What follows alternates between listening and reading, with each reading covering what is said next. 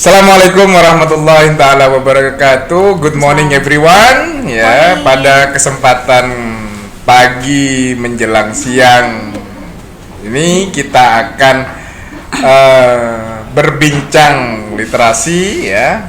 Kita akan berbicara tentang bahasa Inggris. Pada kesempatan kali ini kita kedatangan narasumber yang luar biasa. Beliaunya sudah melanglang ke buana ke mana saja ini ya. Ya, di samping saya di sini ada Ibu Nina Febri Novitasari, SPD MPD. Ya, beliaunya adalah Wakil Dekan 1 Fakultas Sastra Universitas Abdurrahman Saleh Situbondo.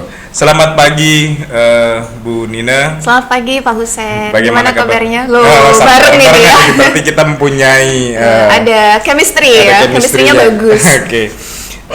Sehat Bu Nina? Alhamdulillah sehat. Oke. Gimana Pak Husen, sehat juga? Alhamdulillah sehat. Tambah ini kayaknya, tambah seger ya. Tambah seger. Oke. Di kesempatan pagi hari ini kita akan berbicara tentang fenomena-fenomena yang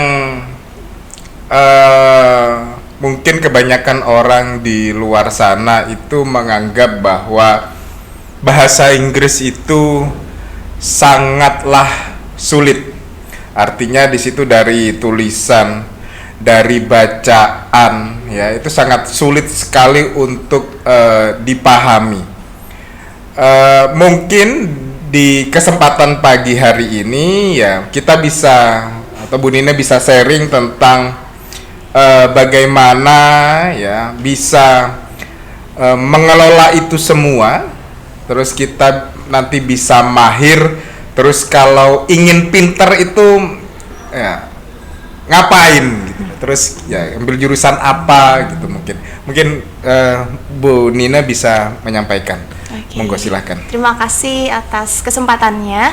Oke, kalau kita bicara bahasa Inggris, tidak bisa kita pungkiri bahwa dari SD, SMP, SMA, bahkan kuliah, bahasa Inggris itu adalah salah satu mata pelajaran atau mata kuliah yang paling ditakutin oleh mahasiswa atau siswa selain matematika. Begitu. Kalau udah dengar bahasa Inggris biasanya yang terpikir itu horor, susah, sara ya, jelimet gitu. Kenapa?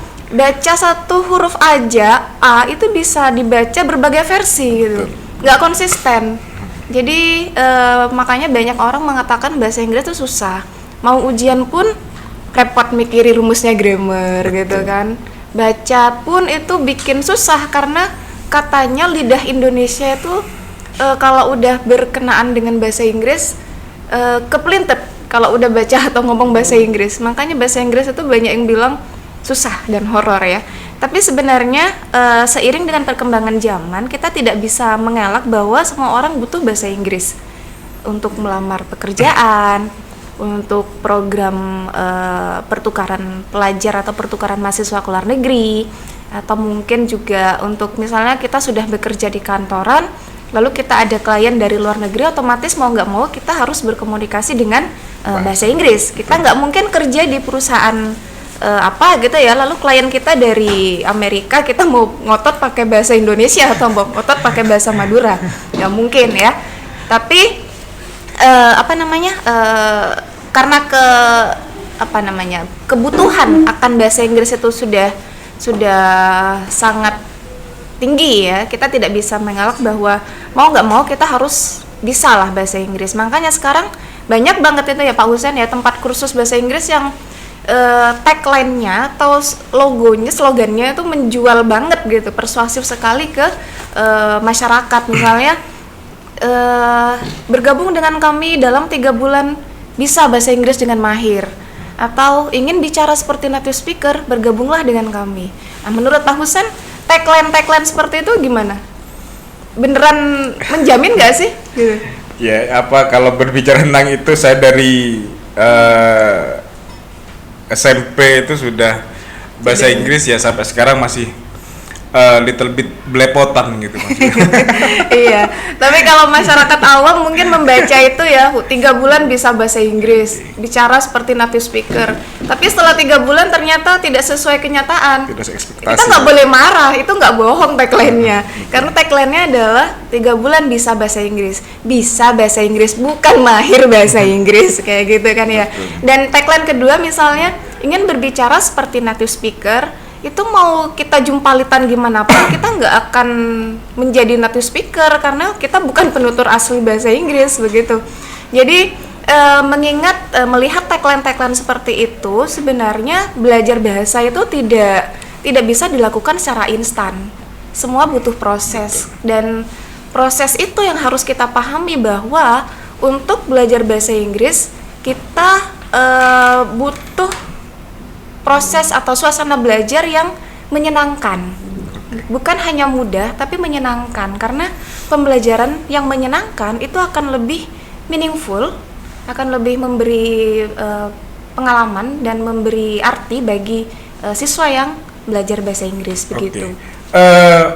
Oke, sangat menarik sekali. Jadinya ya semuanya itu memang butuh proses. Nah, perlu diketahui teman-teman semua ya di Universitas Abdurrahman Saleh itu memiliki program studi, ada fakultas ya, ada fakultas sastra. Nah, di situ kebetulan adalah sastra Inggris. Nah, mungkin bisa diceritakan di fakultas sastra ada nggak gitu ya? Artinya pendampingan gitu ya, pendampingan kepada mahasiswa yang notabene mereka tidak mempunyai basic bahasa Inggris, atau mungkin ya di kelas atau ya kegiatannya gitu Bu Nina. Iya, terima kasih. Ini kita mungkin bicara ini ya tentang bagaimana belajar bahasa Inggris begitu. Kalau kita bicara tentang belajar bahasa Inggris, apalagi untuk tingkat perkuliahan ya, belajar itu harus disesuaikan dengan kondisi siswa pada saat mereka masuk. Jadi kita harus tahu dulu mereka di level apa gitu ya, di entry levelnya itu seperti apa. Dan yang tetap harus kita garis bawahi adalah pembelajarannya harus menyenangkan. Kalau kita baca gitu ya, banyak prinsip-prinsip belajar bahasa Inggris yang mungkin sudah bisa kita temui di internet. Misalnya kalau ingin bisa ngomong bahasa Inggris itu jangan terfokus pada grammar. Betul. Lalu harus berani ngomong. Betul. Harus selalu latihan. Nah, hal-hal tersebut itu akan kami berikan, pengalaman belajar yang menyenangkan tersebut akan kami berikan di prodi sastra Inggris begitu. Sebenarnya kalau ditanya bagaimana sih tips belajar bahasa Inggris dengan mudah? Tipsnya adalah hanya ada satu, bergabung dengan prodi sastra Inggris Fakultas Sastra Universitas Abdurrahman Saleh Situbondo. Itu tipsnya. Nah, di fakultas kami proses pembelajarannya itu tidak hanya terfokus di dalam kelas, di dalam kampus begitu. Kami akan menyediakan pengalaman belajar yang bervariasi dan bervariatif, dan mahasiswa kami akan kami beri kesempatan sebanyak-banyaknya untuk belajar tidak hanya di dalam kelas tapi juga di luar. Sampai tahun ini kami telah mengirimkan mahasiswa kami untuk terjun ke lapangan di beberapa kegiatan, baik itu internal mandiri fakultas maupun dari pusat yang didanai pusat, seperti kegiatan kewirausahaan begitu. Lalu ada juga kampus mengajar dan ada juga pertukaran mahasiswa Bapak Husen. Kami sudah mengirimkan beberapa kali mahasiswa ke Thailand untuk pertukaran mahasiswa.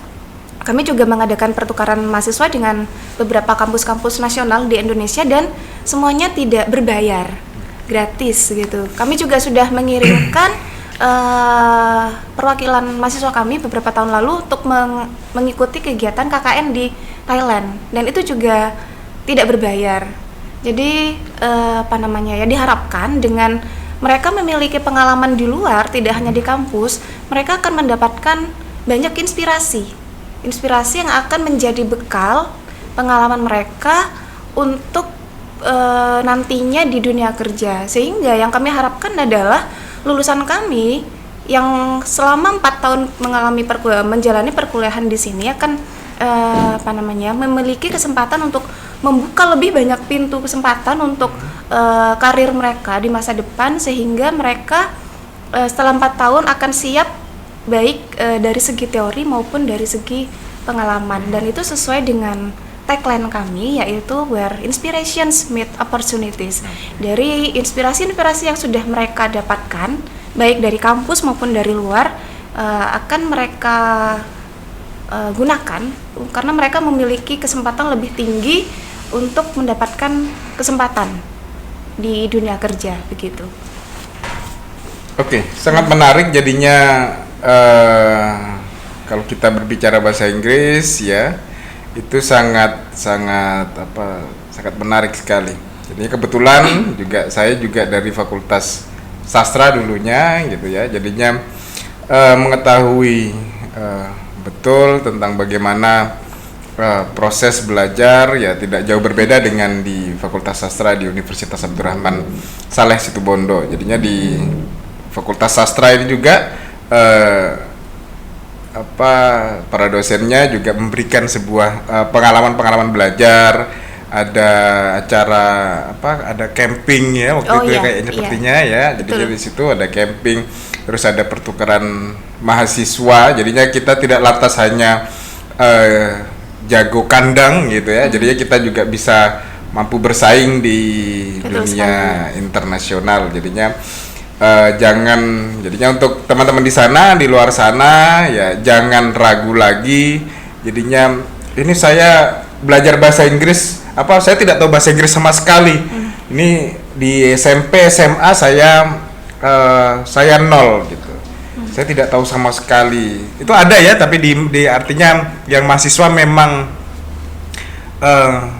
tidak mempunyai basic bahasa Inggris itu ada. Iya, karena ini bukan sekolah ya, kuliah. Rata-rata mahasiswa kami sudah ada dasar basic bahasa Inggris, walaupun mungkin tidak sama antara satu mahasiswa dengan mahasiswa yang lain. Tapi jangan khawatir, karena di semester 1 kami punya mata kuliah intensive course, di mana mata kuliah ini memberikan